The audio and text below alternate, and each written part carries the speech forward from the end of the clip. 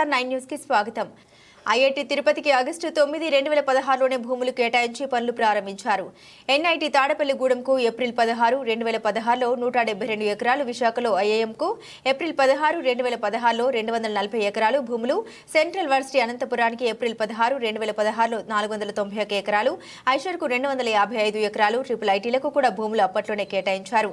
యుద్ధ ప్రాతిపదికన భూములు కేటాయించడమే కాక కేంద్ర ప్రభుత్వం నుండి వచ్చే నిధులు, పనుల పురోగతిని ఆనాడు ప్రతి నెల ముఖ్యమంత్రి సమీక్షించారు.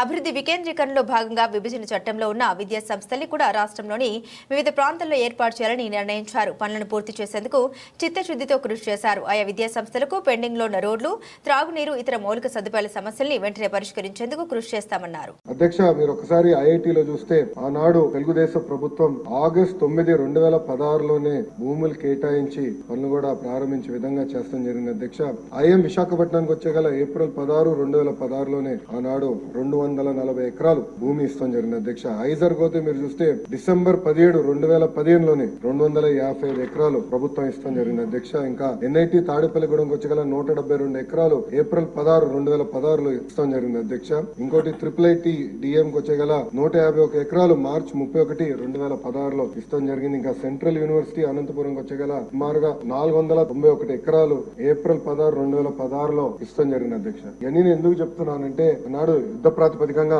కేవలం భూములే కేటాయిస్తాం కాదు, పనులు జరుగుతున్నాయా జరగట్లేదా, కేంద్ర ప్రభుత్వం నుంచి రాబట్టాల్సిన నిధులు ఏంటనేది ప్రతి నెల గౌరవ ముఖ్యమంత్రి గారు రివ్యూ చేసేవారు. అధ్యక్ష, మీరు కూడా అధ్యక్ష గతంలో PRRD మంత్రిగా చేశారు. ఉపాధి హామీ అనుసంధానం ఎట్లా చేయాలి, దాని అన్నిట్లో ఎట్లా చేయాలని ఆనాడు ముఖ్యమంత్రి గారు పెద్ద ఎత్తున రివ్యూ కూడా చేశారు. అధ్యక్ష, సో ఇట్లా అన్ని పనులు ఒక పద్ధతి ప్రకారం చేసుకుంటూ పోయాయి. అధ్యక్ష, వాస్తవంగా చెప్పాలంటే సెంట్రల్ ట్రైబల్ యూనివర్సిటీకి వచ్చేగల కొంచెం డిలే అయ్యగల ప్రభుత్వాలు మారినాయి. ప్రభుత్వం మారిన తర్వాత తెలుగుదేశం పార్టీ అధికారులు ఉన్నప్పుడు ఒక భూమి ఐడెంటిఫై చేశాం, కేటాయించాం. కానీ ఎక్కడ రాజకీయంగా క్రెడిట్ వస్తుందని చెప్పి మళ్ళీ వేరే భూములకు షిఫ్ట్ చేశారు. దానివల్ల 5 సంవత్సరాలు కాలయాపన చేశారు. అధ్యక్ష, ట్రైబల్ యూనివర్సిటీ మన ప్రభుత్వ అధికారులకు వచ్చినా చాలా స్పష్టంగా లేదు, ఎక్కడైతే ఫైనలైజ్ చేసో అక్కడనే ముందరికెళ్దామని చెప్పాం. అధ్యక్ష, ఈ సెంట్రల్ ట్రైబల్ యూనివర్సిటీ కూడా యుద్ధ ప్రాతిపదికంగా వచ్చే 2 సంవత్సరాలు పూర్తి చేస్తామని సభకి నేను హామీ ఇస్తున్నా. అధ్యక్ష, పెద్దలు బుచ్చ చౌదరి గారు, బోండోమా గారు చెప్పినట్లు అధ్యక్ష, ఇంకా కొన్ని పెండింగ్ వర్క్స్ ఉన్న విషయం వాస్తవం. అధ్యక్ష, తాగునీరు కానివ్వండి, రోడ్లు కానివ్వండి, ఈ సమస్య ఉన్నాయి.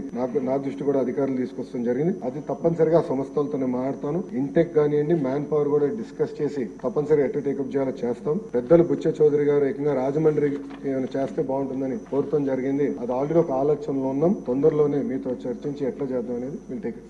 2014 నుంచి 2019 మధ్యన చంద్రబాబు నాయుడు గారు చాలా స్పష్టంగా రాజధాని ఒకటే ఉంటుంది కానీ అభివృద్ధి వికేంద్రీకరణ జరుగుతుందని ఆనాడు చెప్తాం జరిగింది. అధ్యక్ష, దాంట్లో భాగంగా ఆనాడు ఉమ్మడి జిల్లాలకి ఒక్కొక్క జిల్లాలకి ఒక్కొక్క సెక్టర్ ఫోకస్ అనేది ఇస్తాం జరిగింది. అధ్యక్ష, ఒకసారి మనం చూస్తే కరువు ప్రాంతమైన అనంతపురానికి కియా మోటార్స్ తీసుకొచ్చారు, కర్నూలుకి అనేక రెన్యూబుల్ ఎనర్జీ సంస్థలు తీసుకొచ్చారు, చిత్తూరు కడపకి ఎలక్ట్రానిక్స్ మ్యానుఫాక్చరింగ్ సంస్థలు తీసుకొచ్చారు. ఇంకో పక్కన నెల్లూరులో కూడా చూస్తే మన విండ్ టర్బైన్ మ్యానుఫాక్చరింగ్ కానివ్వండి, సెల్ ఫోన్ తయారు చేసే సంస్థలు కానివ్వండి, ఇవన్నీ కూడా తీసుకొస్తాం జరిగింది. ఇంకో పక్కన ఉభయ గోదావరి జిల్లాలు కూడా పెద్ద ఎత్తున ఆనాడు ఆక్వాని కూడా ప్రోత్సహిస్తాం జరిగింది. ఇంకా ఉత్తరాంధ్రకు వచ్చేగల ఐటీని, మెడికల్ డివైసెస్ మ్యానుఫాక్చరింగ్, ఫార్మా అని చాలా స్పష్టమైన కార్యాచరణ ఆనాడు చంద్రబాబు నాయుడు గారు నియమిస్తాం జరిగింది. దాంట్లో భాగంగా అధ్యక్ష, మీరు ఒక్కసారి చూస్తే కేంద్ర ప్రభుత్వం అంటే రాష్ట్ర విభజన చట్టంలో ఉన్న సంస్థల్లో కూడా ఏదైతే ఆంధ్ర రాష్ట్రానికి ఇస్తానని హామీ ఇచ్చారో అది కూడా మీరు చూస్తే ఐఐటి తిరుపతికి, ఐఎం విశాఖపట్నంకి, ఐజర్ తిరుపతికి, ఇంకో పక్కన ఎన్ఐటి తాడేపల్లిగూడెం, ట్రిపుల్ ఐటీ